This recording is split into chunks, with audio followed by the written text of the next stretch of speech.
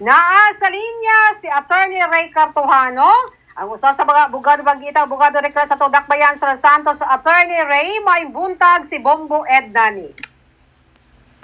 May buntag, Bombo Edna. Okay.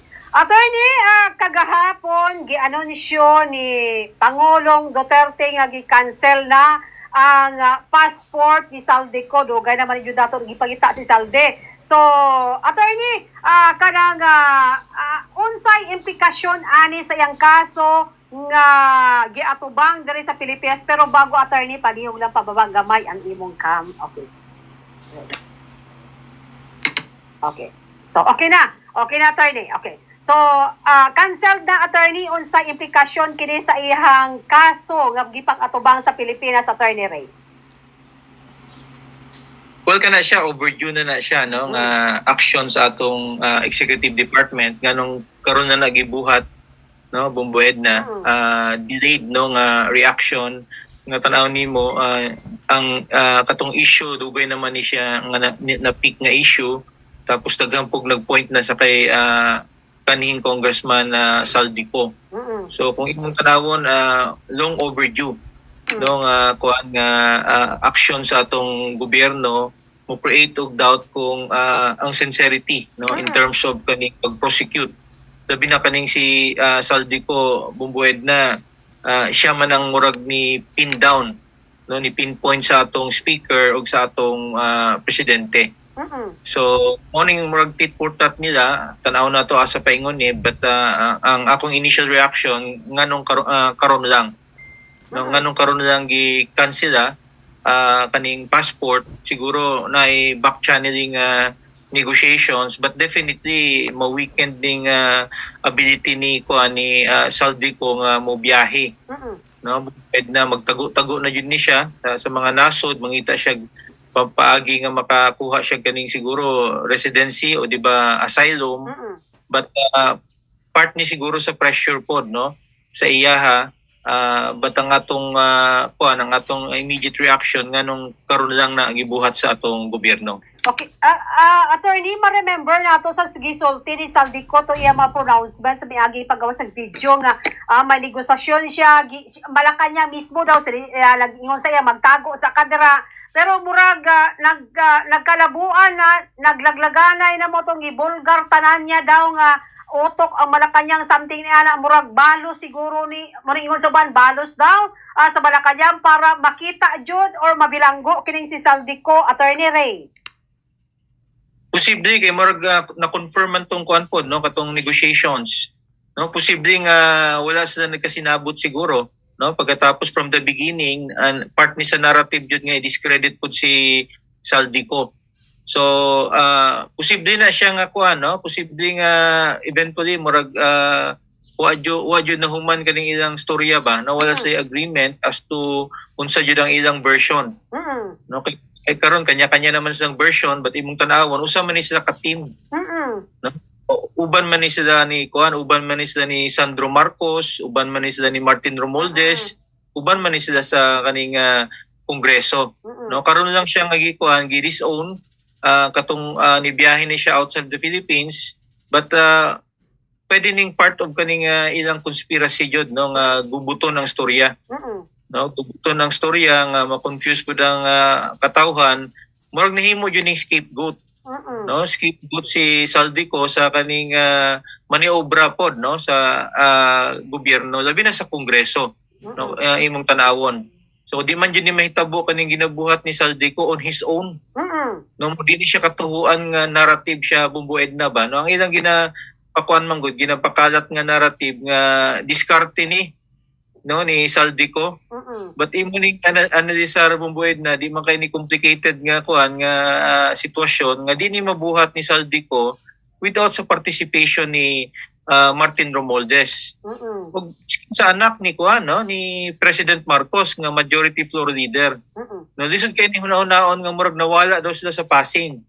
So sini siya ka murag organized nga kuan nga group nga ang target lang jud nga mukuha jud kwarta, no. Appeal ng mga nakapalibot dati kay President Marcos, no, executive secretary, budget secretary, no, part ni siya kaning organized group, dini mo ni mabuhat nga usa lang ka. Mura dili katuhuan ni siya bumbued na nga ang ilang gina-pin down si Saldico nga kani dini mo ni ma-implement kung usa lang ka. Kinahanglan ni mo participation sa uban nga mga tag-as nga opisyales sa gobyerno. Okay. Attorney Ray, may statement po nga ipagawas ka ng DILG nato. Posible daw adunay laing passport kag gihuptan kini si Saldico Portuguese kay may mga istorya nga tualo siya sa Portugal, Attorney Ray. So na-acquire daw long time ago pa daw ni Saldico. So meaning samtang ka kongresista siya sa dual citizenship siya, attorney, kung basehan nato ang statement sa ato ang DILG. Well, posible na siya, no? Di man na normal sa atong mga politiko, labi ng mga adunahan bumbued na pwede silang mutagog-tagog mga ubang passport nila. Pero maski assume nimo bumbued na nga sa una, wala na siya Portuguese passport. Kaning panahon nga gidilatar nila ba? No, gidilatar nila ang kaning proseso. Nahatagan nila time si Saldico nga mukuha lahi nga passport. No? So, for example, sa Europe, bumbued na namin mga naso din nga muhatag sa imuhag passport o visa basta mo palit kag propriedad dito sa ilaha. Mo nang pinakapaspas nga mukuha kag kaning passport. So sa pagdilatar nila, no, siguro part ni sa ilang kanang scheme nga gihatagan pug panahon si Saldico nga mukuha passport. Kay kung gi-cancel nila sa dayon kaning kaning passport ni Saldico, di na siya kabiyahe unta, no? So pag dilatar sa atong gobyerno, natagan siya panahon nga mukuha kaning mga extra nga mga passports. Ani day attorney kanang Saldi pasagdilan sa kaming atakihon ka na namo pero tabangan ka namo nga makakuha kang passport para komplikado nga di ka makauli sa Pilipinas but something ginaduot na rin pero sa likod day attorney mura ginatabangan para nga siyempre birds of the same feathers, Attorney Ray. Yes, no, mo ning ginaingon nato bumbued na nga double talk. Lahi ang storya sa publiko, murag pangpapogi points lang, pero lahi po ang actual nga nahitabo sa likod. No? So, walang man ang makita nato nga murag usa ka logical nga implication sa pagdilatar sa gobyerno. Portahan man ni si Saldico, makakuha ni siya mga passport o visa. No, ang basta na lang siya willingness nga mo palit, murag daghan man ning propriedad abroad. So pagkuha niya kaning passport o visa na yung mga naso din na sa Eastern Europe, no, maskin kanang Portugal, no, Espanya ata nasa yung mga kanang mopalit kag mga propriedad dito. Pagkatapos automatic hatagan kanila passport o kaning visa pod. So pero kinahanglan panahon na. So nakuha siguro na sa pagdilatar sa atong gobyerno nga ikan sila yung passport. Murag di kay katuhuan nga di nila makancel tungod kay klaro naman ang ebidensya ato nga ila man ning giipit si Saldico, no? Ila man ning giipit, so dapat ang natural nga reaction sa gobyerno ato nga labi na katong sa panahon nga di siya mobalik dinhi, dapat dugay na dapat gi-cancela, no, sa atong gobyerno ang iyang passport. So, ingon nila attorney sa Portugal gani daw 35 billion lang may passport ka na. Kayang-kaya ni Saldico 35 billion. Yes, di lang po sa Portugal na yung mga nasod sa Eastern Europe, no? Kung kinahanglan mo European nga mga passport, mo produce lang kag kwarta nga mo palit kag mga propriedad dito. No, in exchange for passport o visa. So kana siya mabuhat nimo na kung gihatagan kag panahon. No, gihatagan kag panahon nga i-produce na siya. Kay posible pod nga sa usa ka senaryo bumbued na nga wa jud siya laing passport.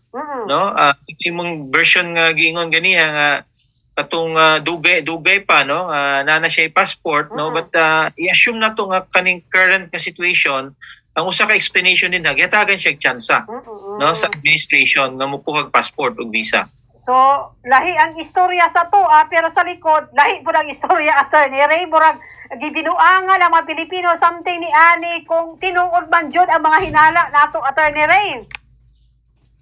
Well, makapag-speculate based on kaning actions, no, bumbued na kay wa man ato ginaingon nga totally tinuod ang atong speculation. Ang atong ginaingon lang nga dili logical ang action sa gobyerno. No, nganong wa nila gibuhat na sa una pa. No, katong klaro pa nga ni kaging ni siya, di siya mobalik, no. Nganong nadugayan. Kaya usa ka explanation nina, no, either hinay ang diskarte sa atong gobyerno o all the while systematic, no, katong version nimo Mm-mm. nga duwa-duwa ano lang ang katawhan, no, sa aning proseso.